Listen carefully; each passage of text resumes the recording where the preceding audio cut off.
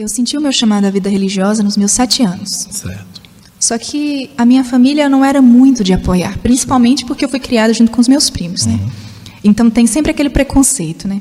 Ah, lá vem a que quer ser santa. Lá vem a beata. Então eu fui encontrando esses preconceitos e fui me revoltando. Isso ocasionou na minha adolescência uma série de revoltas que me levaram a fazer escolhas erradas e que, se Deus não tivesse usado de misericórdia comigo, talvez hoje eu seria uma traficante, talvez hoje eu seria uma prostituta. A senhora acha? Com certeza. Como que foi essa adolescência meio bagunçada?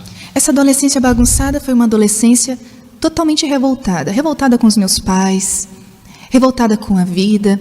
E aí entrou uma coisa no meu caminho, que hoje eu dou esse testemunho, que atrapalhou muito a minha visão do que é ter felicidade, do que é ser feliz, que é o feminismo. Certo. O feminismo entrou na minha vida quando eu ainda era uma jovenzinha e acreditava que os homens não prestavam.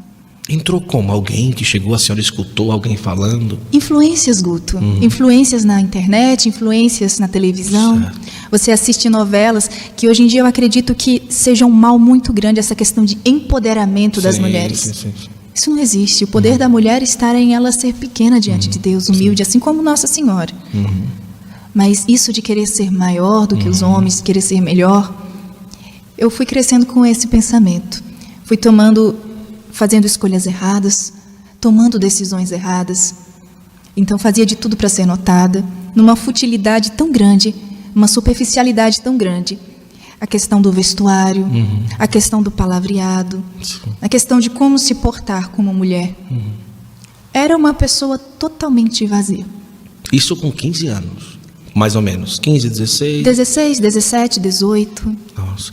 Porque ali o feminismo ele levava a viver, eu sou livre, eu faço o que eu quero, Exatamente. o corpo é meu, a vida é minha, e assim... Querendo provar um valor Certo. que não, jamais poderia ser provado daquele jeito que eu estava vivendo. Então nesse período aí, a igreja nem ia E tanto. eu ainda cantava no coral. Cantava no coral. Cantava no coral da igreja, com certos pensamentos. Iria para as missas com roupas. Só Jesus. Exatamente. Cheguei a cantar numa banda do mundo, Sim. onde tive muitas experiências negativas. E, para minha sorte, o meu pai foi muito cuidadoso comigo, porque ele sempre me levava aos locais. Ele não me deixava, ele já me conhecia. Ele não me deixava ir sozinha para os eventos. Ele dizia, não, a banda vai, você vai depois, eu levo. Com esse cuidado, porque ele já sabia que eu poderia me perder e me perder feio. Só que depois, com o passar do tempo, que eu terminei os meus estudos, eu fui para uma outra cidade morar sozinha. Morando sozinha, a tal liberdade me deu oportunidade de praticar aquilo que não convinha a mim. Aí vem as más influências de amizades, aí vem as drogas, aí vem festas. A senhora chegou a usar alguma vez droga? Já cheguei a tentar, Guto. Tentar, certo. Só que, graças a Deus, eu nunca tive aptidão para essas coisas, até com a bebida alcoólica, que eu bebia e passava mal. Ah, entendi. Eu ia fazer realmente as coisas erradas e passava mal. Aí um dia que foi para experimentar a primeira vez, passou mal. Passei mal, Olha só. passei mal. E eu tentei, não foi uma vez, Guto. Sério? Numa roda de amigos e tal. Sim, eram ideologias vazias. A senhora chegou a experimentar o quê? Maconha, Maconha. E ali passava mal. foi só uma vez, Nossa. E bebida do mesmo jeito. do mesmo jeito. Mas ali, mesmo se fosse pouco ou muito, a senhora não se sentia bem. Não, até hoje. Até hoje. O gosto do álcool me incomoda. Sim. Mas isso também tem mão de Deus, né? Porque se a senhora tivesse facilidade naquela época, ou tivesse aptidão, ou tivesse seguido em frente, só Deus sabe onde é que estava agora a senhora. Com certeza, Guto. E eu vejo assim que não foi por mim a pessoa da Grace. A Grace, se dependesse dela, ela estaria perdida. Mas Deus fez uma escolha. E foi Ele que me conduziu até onde eu estou hoje. Ele quem conduz a minha vida. Muita gente olha para mim, tem uma imagem. Aí, mas não sabe o que realmente está na pessoa, o que realmente essa pessoa viveu. É verdade. E até que idade que a senhora viveu essa falsa liberdade ali? Até os meus 19 anos. Certo. Morou sozinha até 19 anos? Não? Morei sozinha, depois que eu terminei o colégio, fiquei um tempo trabalhando na minha cidade, só que aí não me oferecia uma faculdade, um estudo superior. Então eu fui para outra cidade onde eu podia estudar. Nesta cidade foi onde tudo começou, a questão da prática daquelas coisas que eu já vinha alimentando com o tempo, né? Certo. E foi onde eu tive a oportunidade, estava fora dos olhares dos meus pais. E ali? Eu poderia fazer o que eu queria. E com os meus 19 anos, teve uma frase que mudou a minha vida.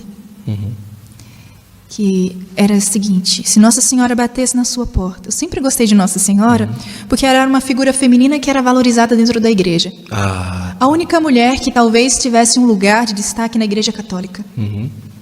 Então, para mim, ela era empoderada. Poder. Mas vamos lá. Sim. Então, quando eu ouvi a frase que disse assim: se Nossa Senhora batesse na sua porta à noite, numa noite de tempestade, toda molhada, você teria roupa para emprestar para ela? Tá. Aí eu parei para pensar: meu Deus, se eu admiro tanto essa mulher, se ela para mim é um ícone, por que eu não devo me parecer um pouco mais com ela? E foi mudando o meu exterior que o meu interior começou a encontrar o seu lugar. Passei a mudar a minha forma de vestir e conheci o tratado da verdadeira devoção. Tá. Então, o responsável pela minha conversão. E ali, uma experiência praticamente a senhora e Nossa Senhora, a senhora e Deus. Não foi algo que no encontro, no momento, pode ter sido depois ali, mas essa força de Deus, esse acontecimento, foi ali interiormente, a senhora diante dessa situação de Nossa Senhora e de Nosso Senhor. E as roupas, a senhora fez o quê com tudo que tinha? Foi mudando aos poucos? Na época eu trabalhava num local de estética. Então eu falei para as minhas colegas: olha, eu estou me desfazendo das minhas roupas, alguém tem interesse? Elas quiseram. Elas perguntaram por quê, não? Não. A senhora só disse: estou me desfazendo das roupas? Aí elas aceitaram e assim eu me desfiz dessas roupas. Mas eu não gostaria de vê-las usando, porque não eram roupas que valorizassem elas, né? Mas enfim, e eu fui mudando aos poucos.